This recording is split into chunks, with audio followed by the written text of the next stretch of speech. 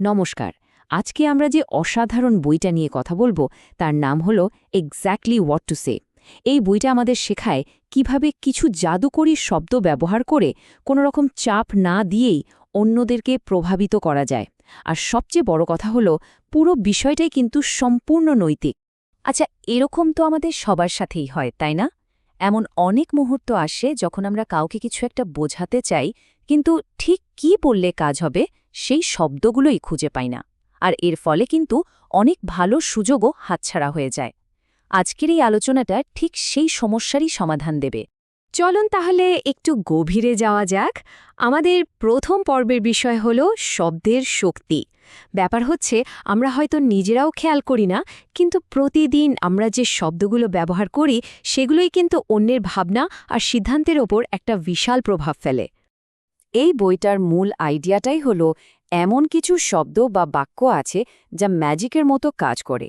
এগুলো মানুষের যুক্তিবাদী মনের যে দেয়াল, সেটা টপকে সরাসরি তার অবচেতন মনে বা সাবকনশিয়াস মাইন্ডে পৌঁছে যায়, আর তার ফলে যে কোনো সিদ্ধান্ত নেওয়াটা অনেক সহজ হয়ে ওঠে।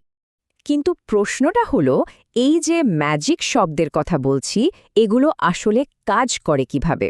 চলুন এর পেছনে সাইকোলজিটা একটু বোঝার চেষ্টা করি, কারণ আসল রহস্যটা কিন্তু এখানেই লুকিয়ে আছে। তো বইটাতে ম্যাজিক ওয়ার্ডস বলতে সেই শব্দগুলোকেই বোঝানো হয়েছে যেগুলো আমাদের সাবকনশিয়াস মাইন্ডের সাথে সরাসরি কথা বলে। আমাদের এই অবচেতন মনটা কিন্তু আগে থেকেই এমনভাবে প্রোগ্রাম করা যে এটা খুব বেশি বিশ্লেষণ না করেই সিদ্ধান্ত নিতে পারে। এখানে সবচেয়ে জরুরি যে বিষয়টা মাথায় রাখতে হবে তা হলো, মানুষ কিন্তু বেশিরভাগ সিদ্ধান্তই নেয় আবেগ দিয়ে। পরে সে সিদ্ধান্তটাকে সঠিক প্রমাণ করার জন্য যুক্তি খুঁজে বের করে। তাই সত্যিকারের কার্যকর কথাবার্তা কিন্তু সবসময় ইমোশনকে টার্গেট করেই হয়, লজিককে নয়। আচ্ছা, তাহলে এবার সরাসরি কিছু টেকনিকে চলে যাই। এমন কিছু বাক্য দেখব যা অন্যের মনের প্রতিরোধ কমিয়ে দেয় আর নতুন কোনো ধারণার জন্য তাদের মনকে খুলে দেয়। প্রথম যে শক্তিশালী বাক্যটা সেটা হলো, আমি ঠিক নিশ্চিত নই এটা আপনার জন্য কি না, কিন্তু। একবার ভেবে দেখুন, এই কথাটা বলার সঙ্গে সঙ্গেই সামনের মানুষটার ওপর থেকে সব ধরনের চাপ সরে যায়। সে তখন শোনার জন্য তৈরি হয়। সাধারণত আমরা কি বলি? আপনার এটা চেষ্টা করা উচিত। এর মধ্যে কেমন যেন একটা জোর করার ব্যাপার আছে। কিন্তু তার বদলে যদি বলা হয়, আমি নিশ্চিত নই এটা আপনার জন্য ঠিক হবে কিনা, কিন্তু এই আইডিয়াটা হয়তো কাজে লাগতে পারে, তখন আর কোনো প্রতিরোধ তৈরি হয় না, বরং একটা কৌতূহল জাগে। পরের কৌশলটা আরও মজার। এটা হলো একটা প্রশ্ন করা। আপনি কতটা খোলা মনের? এ প্রশ্নটা এমনভাবে একটা প্রস্তাব রাখে যেটা সরাসরি প্রত্যাখ্যান করাটা বেশ কঠিন হয়ে পড়ে। এটা কাজ করে কারণটা খুব সোজা। বেশিরভাগ মানুষই তো নিজেদেরকে ওপেন মাইন্ডেড বা মুক্তমনা হিসেবে দেখতে ভালোবাসে। এখন এই প্রস্তাবে যদি কেউ না বলে, তার মানে তো দাঁড়ায় যে সে সংকীর্ণমনা, আর এটা তো কেউই স্বীকার করতে চায় না। এবার আমরা এমন কিছু বাক্য শিখব যেগুলো মানুষের মনে ভবিষ্যতের একটা পরিষ্কার ছবি তৈরি করে, আর সেই ছবিটা দেখেই সে কোনো কাজ করতে উৎসাহিত হয়। এর জন্য মূল যে শব্দটা ব্যবহার করতে হবে তা হলো, শুধু একবার কল্পনা করুন। এই কথাটা শোনার সাথে সাথেই শ্রোতার মনে একটা ছবি তৈরি হতে শুরু করে। যেমন ধরুন, যদি বলা হয়, শুধু একবার কল্পনা করুন, এই প্ল্যানটা কাজে লাগানোর ৬ মাস পর পরিস্থিতিটা ঠিক কেমন হবে।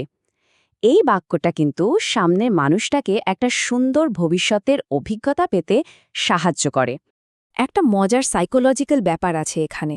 মানুষ কোনো কিছু পাওয়ার আনন্দের থেকে কোনো কিছু হারানোর ভয় অনেক বেশি পায়। মানে লাভের আশার চেয়ে ক্ষতি এড়ানোর তাগিদটাই আমাদের মধ্যে বেশি শক্তিশালী। আর এই কল্পনার শক্তি ব্যবহার করে এই দুটো অনুভূতিকেই কিন্তু দারুণভাবে কাজে লাগানো যায়। এবার আমরা একদম মূল দর্শনে চলে এসেছি। এখানে আমরা শিখব কিভাবে কাউকে জোর না করে বরং সুন্দরভাবে একটা সিদ্ধান্ত নেওয়ার পথ দেখানো যায়। একটা দুর্বল প্রশ্ন হল, আপনি কি শুরু করতে চান? এখানে একটা না বললেই কথা শেষ। কিন্তু একটা শক্তিশালী প্রশ্ন হল, আপনার জন্য কোনটা ভালো হবে, আজ শুরু করা নাকি পরের সপ্তাহে? দেখুন, এখানে ধরে নেওয়া হচ্ছে যে কাজটা হবেই, প্রশ্ন শুধু কখন হবে সেটা নিয়ে। এটাই কিন্তু পুরো বইটার সারমর্ম। উদ্দেশ্য কাউকে কোনো কিছু করতে বাধ্য করা নয়, বরং তাদের সামনে এমনভাবে পথটা তুলে ধরা যাতে তারা নিজেরাই সঠিক সিদ্ধান্তটা নিতে পারে। আর এই একই কৌশল কিন্তু ফলো আপ করার সময়ও দারুণ কাজে দেয়। এতে সম্পর্কও ভালো থাকে, আবার কোনো রকম চাপও তৈরি হয় না। যেমন, আপনি এখনো উত্তর দিলেন না কেন, এটা বলার মধ্যে একটা অভিযোগের সুর আছে। তার বদলে যদি বলা হয়, আমার ধারণা ব্যস্ততার কারণে আপনি হয়তো এখনও সময় করে উঠতে পারেননি। দেখুন, এই বাক্যটা কত ভদ্রভাবে মনে করিয়ে দেয়, কিন্তু কোনো দোষারোপ করে না, ফলে উত্তর দেওয়াটা অনেক সহজ হয়ে যায়। তাহলে চলুন সব মিলিয়ে একবার দেখিনি আমরা কি শিখলাম। চাপ কমানোর জন্য সঠিক শব্দ ব্যবহার করতে হবে, মানুষের ব্যক্তিত্বকে সম্মান করতে হবে, কল্পনার শক্তিকে কাজে লাগাতে হবে, আর হ্যাঁ না প্রশ্নের বদলে দুটো ভালো বিকল্প দিতে হবে। আর সবসময় মনে রাখতে হবে, আসল উদ্দেশ্য হলো সাহায্য করা, জোর করা নয়। আর একটা কথা, এই টেকনিকগুলো কিন্তু শুধু সেলস বা বিজনেসের জন্য না, এগুলো আমাদের প্রতিদিনের জীবনে, তা সে ব্যক্তিগত সম্পর্কই হোক বা পেশাগত জীবন, সব ক্ষেত্রে কথাবার্তাকে আরও অনেক বেশি স্পষ্ট আর প্রভাবশালী করে তোলে। তাহলে এখন ভাবার বিষয় হলো, এই যে ম্যাজিক শব্দগুলো নিয়ে কথা হলো, এর মধ্যে কোনটা প্রথম ব্যবহার করে দেখা যায়। সঠিক শব্দ বেছে নেওয়ার মাধ্যমে নিজেদের যোগাযোগকে এক নতুন স্তরে নিয়ে যাওয়ার এই অসাধারণ যাত্রাটা আজ থেকেই শুরু হোক।